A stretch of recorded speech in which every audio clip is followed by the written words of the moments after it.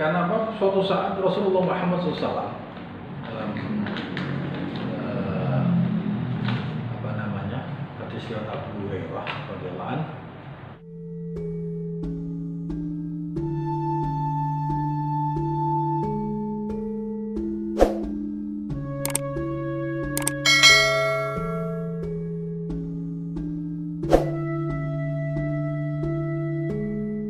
Assalamualaikum warahmatullahi wabarakatuh.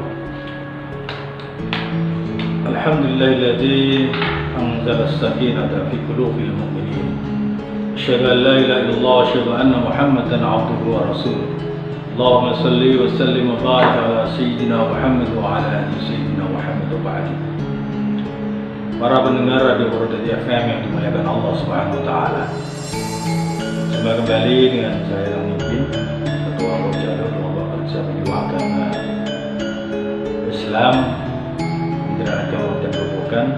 Sore hari ini menyapa dulu semuanya yang mungkin sore hari ini dari wilayah-wilayah kontrol sawah dan sebagainya. Itu kami berharap ucapan syukur senantiasa terlimpahkan kepada Allah SWT, karena sampai sore hari ini kita masih diberikan nikmat umur, nikmat sehat, sehingga kita bisa melaksanakan puasa pada sore hari ini. Untuk itu kita syukur dengan ucapan Alhamdulillahirabbil alamin. Salawat wa salam senantiasa terlimpahkan kepada baginda kita Nabi besar Muhammad SAW. Semoga kita senantiasa mendapatkan syafaatnya besok di yaumil qiyamah, amin ya rabbal alamin. Saimin saimat rahimakumullah. Sore hari ini kami akan mengupas sedikit tentang menjaga harmoni sosial kemasyarakatan dan keluarga. Perlu kita ketahui bahwa apa itu masyarakat? Masyarakat merupakan sekelompok orang yang hidup bersama di suatu daerah dan membentuk sistem yang setengah terbuka dan setengah tertutup, dan di mana interaksi antara individu dalam kelompok berlangsung. Artinya setelah itu etimologis dalam sebuah kata masyarakat, yakni telah berasal dari bahasa Arab yang berarti musyawarah. Secara etimologis dalam sebuah kata masyarakat, yakni telah berasal dari bahasa Arab apa tadi? Musyawarah, yang berarti hubungan interaksi. Jadi definisi masyarakat adalah sekelompok orang yang hidup bersama di suatu tempat dan berinteraksi satu sama lain dalam komunitas yang terorganisir. Artinya masyarakat yakni telah diciptakan karena setiap orang menggunakan perasaan, pikiran, dan keinginan mereka untuk beraksi terhadap lingkungan mereka. Ini menunjukkan bahwa manusia adalah makhluk sosial yang secara alami saling membutuhkan.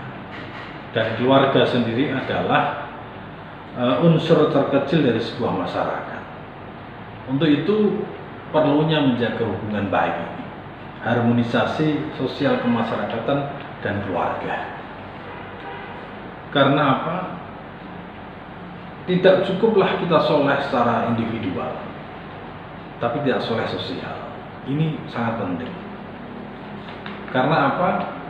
Kan tidak mungkin kita itu bisa lepas dari sebuah masyarakat, tatanan masyarakat itu sendiri. Karena kita memang berada bagian daripada masyarakat itu sendiri. Bahkan Rasulullah Muhammad SAW,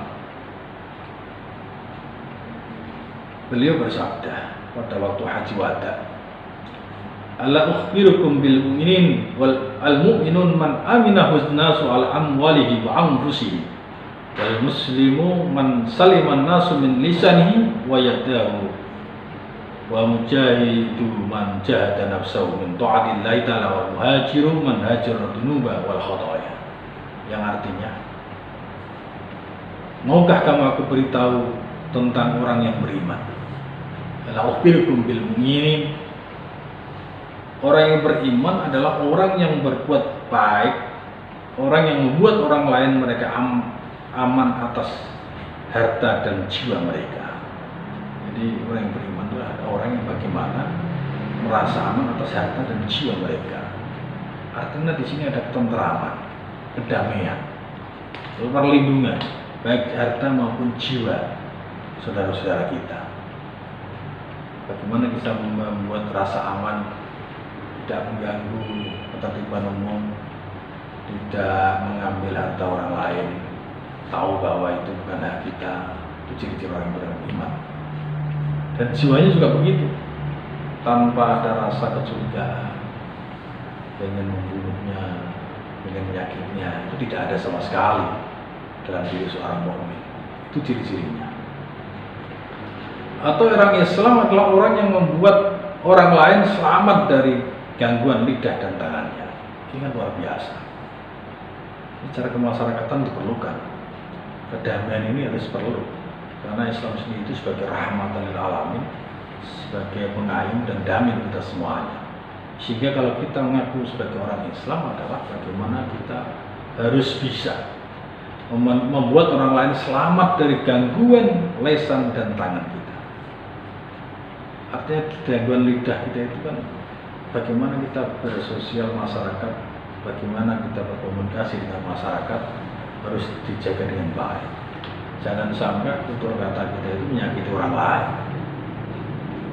Bagaimana kita harus bersama, kalau ketemu kita ucapkan salam, assalamualaikum, bagaimana kabarnya dan lain sebagainya. Terus tanya ini dan itu dan sebagainya, kita jaga dengan baik. Bagaimana kita bersikap dengan orang tua, bersikap dengan sesama kita, bersikap dengan orang-orang di bawah kita. Ini semuanya diatur oleh agama Islam. Sehingga harmonisasi ini bisa terjaga. Kalau memang ucapan kita itu baik, sopan santun kan menyangkut akhlak. Beda kalau kita suka menyakiti hati orang lain, menguji orang lain, musuh orang liya dan sebagainya. Ini bukan ciri orang Islam. Dan selamat juga dari tangan. Artinya apa? Secara lesan kita juga memberikan keselamatan, keharmonisan. Secara tangan atau anggota tubuh kita tidak menyakiti saudara-saudara kita, tetangga kita, masyarakat kita.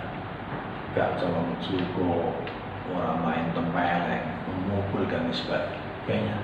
Tapi bagaimana memberikan rasa aman itu sendiri. Secara lisan, lidah kita ucapan bagus, secara sikap kita bagus, sehingga dalam di tengah-tengah masyarakat itu kita berharap ada kedamaian dan kita bisa hidup ayam dan tentram. Itu yang kita harapkan. Itulah karena apa? Suatu saat Rasulullah Muhammad SAW dalam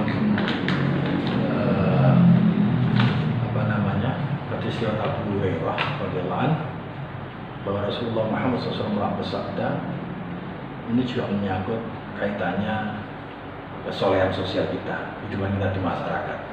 Jadi tidak bisa kita mengandalkan kesalehan secara pribadi, tahu kita merasa bagus di tengah-tengah keluarga kita, kita merasa hebat, ibadah kita merasa baik dibanding yang lainnya dan sebagainya, tetapi kita melupakan bahwa kita itu hidup di tengah-tengah masyarakat, harus bersikap bagaimana, kudu piye dan lain sebagainya. Kudu rumangsa bisa atau bisa rumangsa. Jadi kita nggak merasa bisa, nggak merasa pandai, tapi iso rumangsa, pinter rumangsa, sehingga kita akan mawas diri. Rasulullah Muhammad SAW pernah bertanya pada sahabat, tadruna minnal muflisu, qalu lahu al-muflis man la dirhamalah wala dinar wala mata'a, qala fa innal muflis min ummati alladhi ya'ti yawmal qiyamati bi salatihi wa zakatihi wa siyamihi wa ya'ti qad satama hada min qadama hada wa akala hada wa safaka adama hada wa daraba hada fa yuqta hada min hasanati wa hada min hasanati fa'in faniyat hasanatuhu qabla ayyub yuqdima alaihi ukhida min khatayahu wa turihat alaihi summa turiha finnar. Yang artinya, atadruna minal muflis, tahukah kamu siapa orang yang bangkrut itu? Ini kata Rasulullah, tanya pada sahabatnya. Kemudian para sahabat menjawab, qalu laul muflis min man la dirhama lahu wala dinar. Orang yang bangkrut, ini pemikiran para sahabat. Bahkan dia menjawab, orang yang bangkrut adalah orang yang tidak mempunyai dirham, dinar dan harta benda.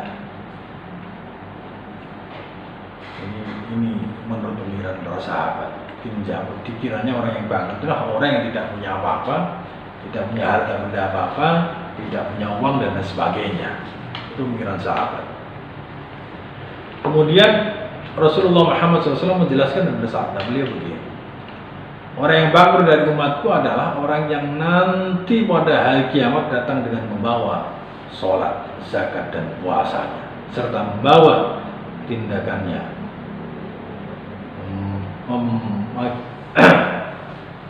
mencaci maki ini, menuduh itu, makan harta ini, menumpahkan darah itu, dan memukul ini lantas kebaikannya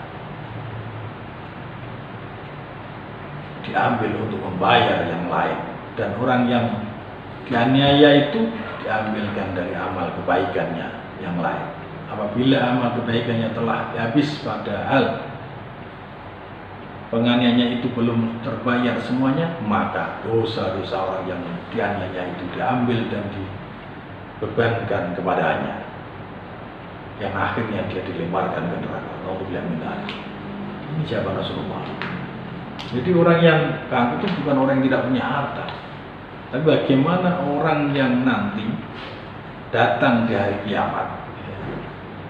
Innal muflisman min ummati alladhi ya'ti yaumal qiyamah, yaitu orang yang datang di hari kiamat bisolati wa zakati wa siyami wa ya'ti muqaddasata mahada dan seterusnya, yaitu datang bangga dengan membawa pahala salatnya, zakatnya, puasanya dan lain sebagainya. Merasa seakan-akan ibadahnya sudah baik, sholatnya merasa baik, dijalankan semua, tambah tahajud, tambah sholat tasbih, tambah sholat taubat dan sebagainya. Zakatnya diambil dari harta bendanya, banyak sekali yang dikeluarkan. Puasanya luar biasa, puasa sunnah, puasa wajib dan sebagainya.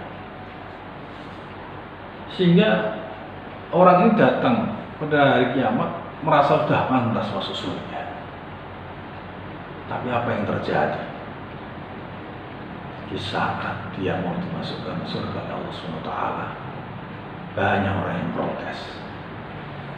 Maaf Gusti, benar orang ini banyak ibadahnya, sholatnya bagus, zakatnya luar biasa, puasanya nggak pernah tidak jalankan, Ramadan, sunnah dan sebagainya. Tapi itu hubungannya dengan Allah. Tapi dia melupakan hubungan dengan kita-kita. Apa itu ya Allah? Dia pernah menyakiti hati saya, pernah mendolimi saya dan belum minta maaf. Untuk itu saya nggak terima ya Allah, seandainya orang ini masuk surga. Ada lagi yang satu mengatakan, ya Allah, saya nggak terima ya Allah, orang ini pernah membunuh saudara saya, tapi dia tenang-tenang saja, dia pernah minta maaf dan sebagainya. Ada lagi yang protes, ya Allah, saya nggak terima kalau ini dimasukkan surganya Allah. Kenapa nggak terima? Karena orang ini pernah menggelapkan harta benda saya, tidak digantinya, seenaknya sendiri melupakannya dan sebagainya. Banyak kesalahan-kesalahan yang mungkin di masa lalu tak pernah disadari dengan masyarakat. Karena dia merasa secara individu dan keluarganya, dia merasa baik ibadahnya, tapi melupakan kezaliman atau sesuatu hal yang pernah dilakukan di tengah-tengah masyarakat. Inilah yang kadang-kadang nanti mengganjal kita semuanya. Kebaikan-kebaikan kita yang kita lakukan itu akan dikasihkan kepada orang-orang yang pernah kita zalimi. Pahala dari puasa kita, sholat kita, zakat kita diberikan semuanya kepada orang yang kita zalimi. Dan sebaliknya, dosa-dosa orang yang kita zalimi dikasihkan kita semuanya. Kalau kita bayangkan tidak cukup kebaikan itu ditukar dengan kejelekan dan dosa-dosa orang-orang yang kita zalimi, apa yang terjadi? Kita menjadi orang yang bangkrut, tidak punya apa-apa. Akhirnya kita dilemparkan ke neraka Allah SWT. Untuk itu perlunya kita bagaimana menjaga keharmonisan dalam sebuah masyarakat itu sendiri. Jadi kita nggak bisa mengandalkan ibadah kita, kebaikan kita secara individu. Mungkin di tengah-tengah keluarga kita sudah bagus, tapi kita melupakan bahwa kita hidup di tengah masyarakat. Kita cuek dengan nasib masyarakat. Apalagi saat ini para pendengar di Quran dimuliakan Allah SWT. di masa pandemi seperti ini, maraknya corona atau COVID-19 saat ini, sebagai program Gubernur Jawa Tengah, ya ini bagaimana kita nginceng tonggo, artinya nginceng tonggo itu peduli pada tangga kita. Kalau memang kita ini diberikan ke lapangan rezeki oleh Allah Subhanahu Wa Taala, nasib kita lebih baik daripada saudara-saudara kita yang terimbas daripada maraknya virus corona ini. Alangkah baiknya bagaimana kita peduli sosial kita harus muncul. Di saat Ramadan ini justru bagaimana kesolehan sosial kita dituntut. Coba kita lihat tangga kita, mungkin yang nggak bisa makan, yang bekerja saja sulit dan sebagainya. Ayo kita galang, kita rangkul komponen masyarakat yang ada, mulai di RT, RW, kelurahan dan sebagainya. Ayo kita lihat betul-betul saudara-saudara kita yang memang membutuhkan uluran bantuan kita semuanya. Jangan sampai terjadi justru yang mereka tidak butuh bantuan mendapatkan terdata mendapat bantuan, tapi justru yang benar-benar butuh tidak terdata. Ini kan yang ironis. Ini problem kita semuanya. Untuk itu perlunya kita tahu bagaimana kondisi tetangga kita, kondisi teman kita, saudara kita, sehingga kita bisa mengumpulkan semisal kita penggalangan dana untuk beli sembako dan sebagainya, kita berikan pada tetangga-tetangga kita, saudara kita yang mungkin membutuhkan. Ini yang pas, sehingga keharmonisan sosial masyarakat dibutuhkan saat ini. Karena dengan puasa itu harus muncul betul karakter sosial kita. Jadi tidak cukup kita merasakan puasa sendiri di tengah-tengah keluarga kita, tapi bagaimana kita itu bisa muncul sebagai kesolehan kita dituntut dengan baik agar kita benar-benar menjadi orang-orang yang soleh di mata masyarakat. Para pendengar di yang dimuliakan Allah SWT, itulah pentingnya bagaimana di tengah-tengah keluarga kita harus menjaga hubungan itu lebih baik.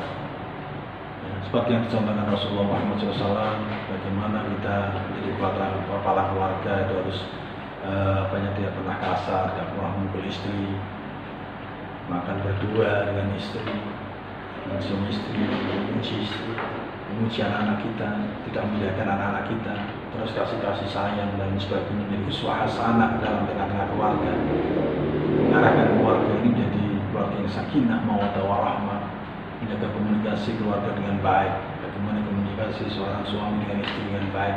Apalagi di Ramadan ini, di lockdown ini, di tengah-tengah at home ini, style at home ini yang kita benar-benar kita manfaatkan betul. Bagaimana hubungan harmonisasi antara kepala keluarga, istri dan anak-anak kita. Ini kesempatan kita jalin hubungan yang baik, sehingga dengan kesolehan kita di dalam keluarga kita, usaha terkecil dari sebuah masyarakat ini, sehingga memunculkan karakter sosial yang baik. Seorang suami mencontohkan bagaimana bersikap yang baik dengan keluarga dan masyarakat.